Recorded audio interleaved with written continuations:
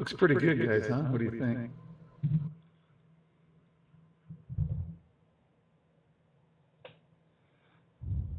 This is why I'm so excited, guys. It's like, uh, I've been talking with Rick for the last 3 days now, and I just can't say enough good things about this game. And the way that Rick, the way that Rick feels about it, and how passionate he is with this game, it's just this game has to do really well.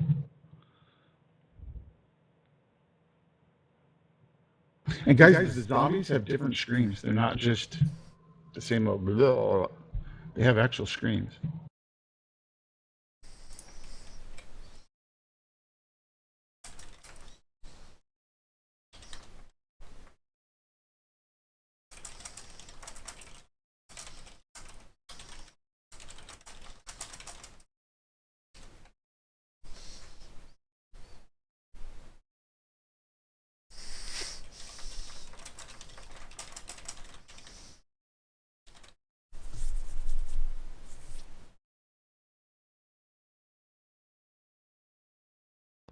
Rick, what is the size of that backpack?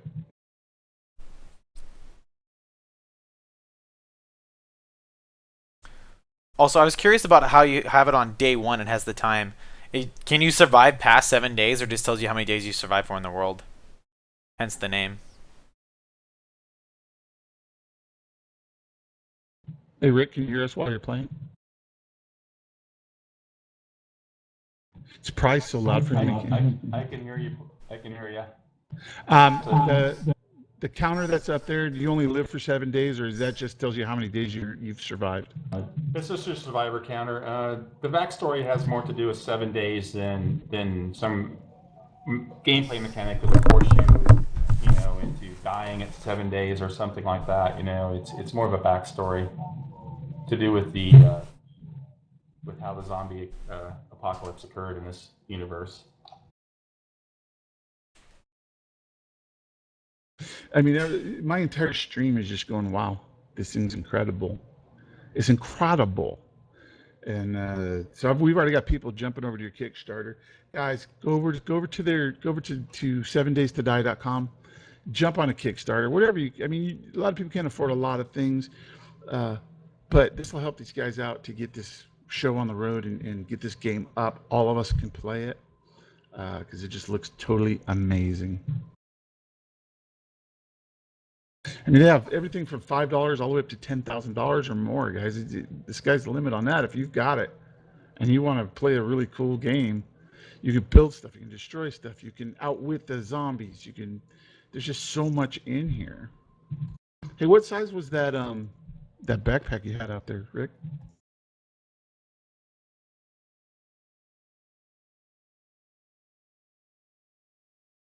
The backpack is a 4x9 grid, so you can hold 36 items, and some of them will stack, and some of them won't.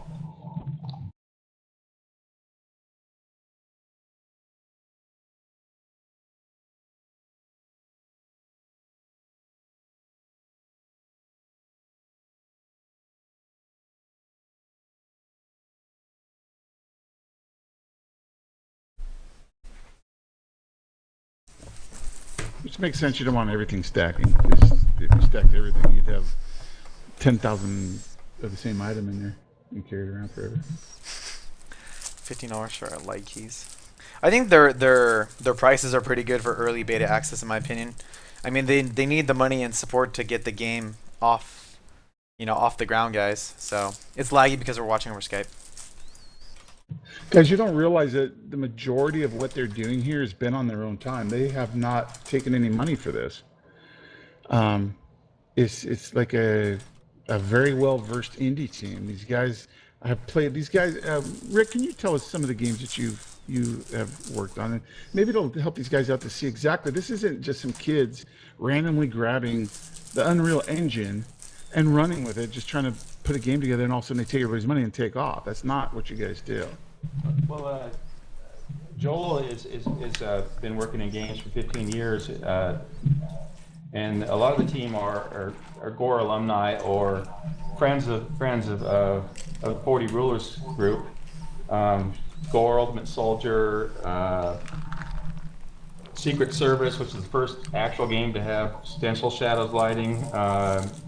Doom 3, Rage, Star Wars Episode 3, some Sony games, Duke Nukem Forever. We've had a number of AAA titles that guys have worked on. This isn't our first rodeo. Exactly. Guys, I know that you're really heartbroken because a lot of these guys come from the War Z franchise. And they're all like, these guys, and what I'm seeing in stream, these guys this is what they're saying. These guys are nothing like the devs at War Z. They actually know what they're doing. So I hope we can convey that to everybody because it's this game is just it's taken off, guys. Anything that they touch so far has just been golden. Yeah, and I understand that a lot of people can be skeptical and go, you know what, it's just an indie team. Well, a lot of indie teams had to start somewhere. EA started somewhere. DICE started somewhere. All of them started somewhere. But these guys have actual talent behind what they do. They have the know-how to do this. They just need the money. They need your help. And that's what they're asking for. They're just asking for a little bit of assistance. For that little bit of assistance, you pay for a game for $35. Not even $35. I think what your lowest one is $15 to get the game. Is that the right one?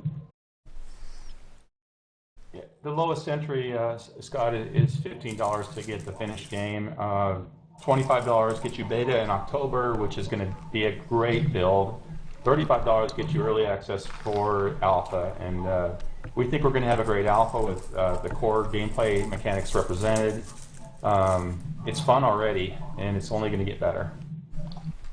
Exactly. Guys, can you see this gameplay right now? It's not even in pre-alpha. And beta's not coming out until October. But I mean, you can imagine the leaps and bounds that they're going to do between now and then. It's just, your money's going to be well spent, guys. And I don't think when you do a Kickstarter, they don't take the money out of the bank immediately, do they? They wait until after you've met your goal, correct? I think that's how Kickstarter works. So I heard there's like a 2-week turnaround after the Kickstarter campaign ends, is from what I've read. So yeah, you don't get it right away. They wait till everything clears, I guess. And Kickstarter does a great thing too.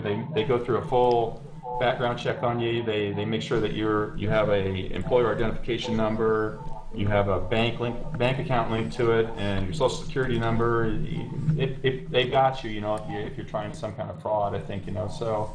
It's a legitimate. It's a power now. I mean, I think it's the wave of the future for investing. Oh yeah, it's an awesome way to do it. And guys, this is the way you can show your support right from the very beginning. Going, you know what? Hey, I helped these guys out. I was there from the very start. The community is growing by leaps and bounds every single day. There's more and more. I watch the stream, the forums. I watch all this. And guys, these guys have been gracious enough to allow a few of our streamers to actually get keys when the alpha comes out. So they will be streaming it, so you guys can watch. And it's not something that's just by day. I mean, it's going to be there. I mean, look at this forest. It's a forest. It's things in there. It's light speed ahead of most other games right now. Light speed ahead, and it's only going to get better. All right, let's see what our time is because I do need a break, and I know you just had an hour with us. So I'm going to take my time. Let me do a little bit of nighttime tweaking for you real quick. Sure. I'll turn it to night and then go to the middle of the city so you guys can kind of see how crazy it can be. Oh, awesome. So we're going to see nighttime play, huh? Cool. And then real quick I just wanted you to explain the 4 things in the corner. I see you have your sprint, your food, your water, and your health. Is that what those, the green, the blue icons near your mini map in the bottom left? Gotham wants to know about the mini map in the lower left-hand corner with the sprinting health Yes, and all that. The red meter is your health. The blue meter is your stamina. The green meter is your food level, and the teal color is your hydration level or water. And the neat thing is your health if your food goes down, your health will never regenerate past your hunger level, and if you're thirsty, your stamina will never regenerate up to your past where your hydration level is. And when you take a drink of water or yucca juice or one of the liquids in the world, it can actually overboost your stamina then to get out of places fast. Right now the meters represent 100%. We want to make them go up to 200 so that you can overboost things. So maintaining these things isn't just a tedious chore. You can actually mix up a protein drink and get an overboost effect or a steroid in the world. And I mean, so there's a plus to it as well. Oh yeah, most definitely. It's just I'm loving this.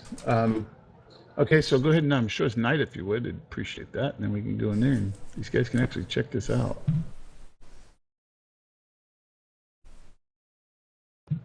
I like how the map's all rolled out.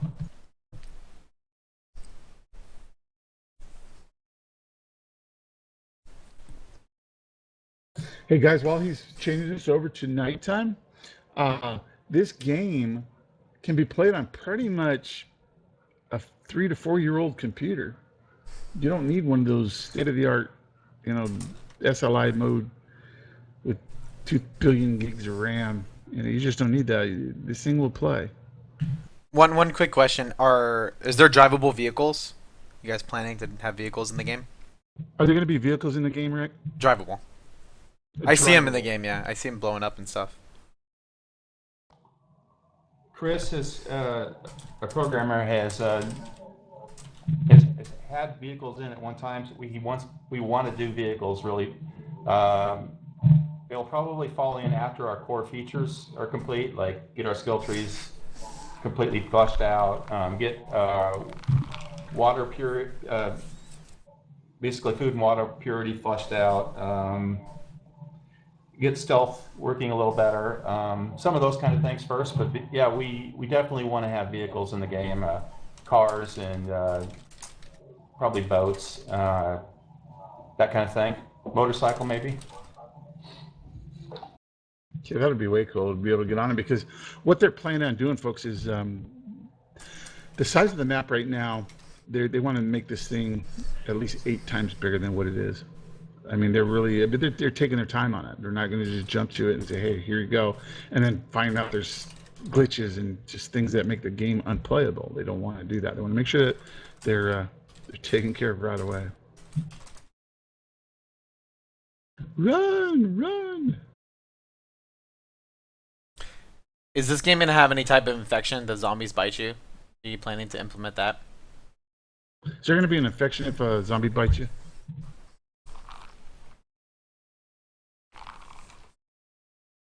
We've discussed diseases or possibly having to fight an infection or cure it through meds or chemistry, potions, if you will, to cure the infection. But right now we're leaning towards just having you be able to get sick and cure yourself, but weren't sure if we wanted to take away from the survival experience by having you turn into a zombie, although I'm not ruling it out. Just a little note, your fan is throwing some feedback in here. I know it's hot in Texas. It was only 106 degrees here. Yeah, you can fry an egg on a sidewalk. It's So pretty I'm much going to turn it to nighttime, and you guys can kind of watch them hoard around this gas station here in the desert.